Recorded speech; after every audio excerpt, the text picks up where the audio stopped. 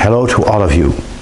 And here we are again on our journey of trying to be true disciples of Christ.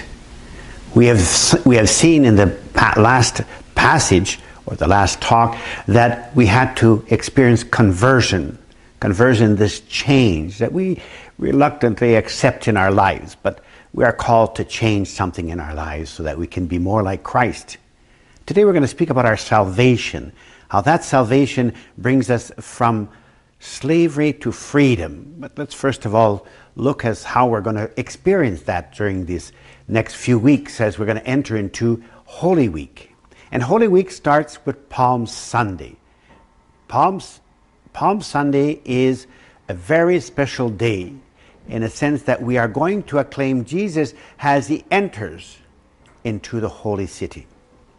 As Jesus enters into the holy city, people are going to even throw their cloaks on the ground so that the donkey on which he is riding will not touch the ground out of respect of this king.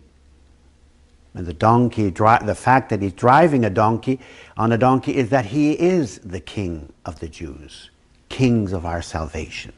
And we acclaim him, Hosanna in the highest.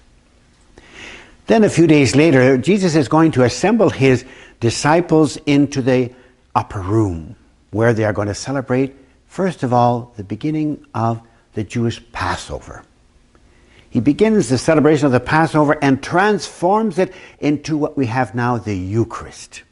As he takes the bread, breaks it. This is my body. As he takes the cup and will say, this is my blood.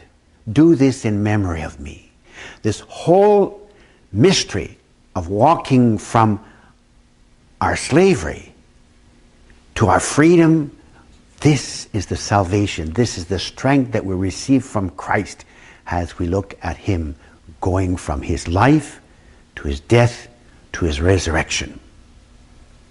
So after Jesus is apprehended and after Jesus has been scourged and judged and put on the cross, even there he will show to us that he still cares for us. In the depths of his suffering, his heart is turned towards each and one of us. Forgive them, for they do not know what they are doing. How true. And he's going to tell to the thief, today you will be with me in paradise. What a beautiful experience of seeing this thief who was considered by the world a reject, a person who broke the law, and Jesus is going to embrace him and bring him to heaven. This is the whole experience of our salvation. We put Jesus in the tomb after he dies, and this is a moment of silence, a hyphen that perhaps exists in our lives. As we try to understand this time of silence, Jesus is going to be raised from the dead. And the apostles are going to come and look at this empty tomb, the base of our faith, as St. Paul would say. Without the resurrection, our faith is in vain. And therefore, we are going to experience this new life that Christ has brought. Actually, Jesus in his whole life was giving us images of that salvation by by healing the sick, curing those who are ill, chasing the demons, raising the dead. He was showing us that salvation is a change from slavery to freedom, from sinfulness to forgiveness.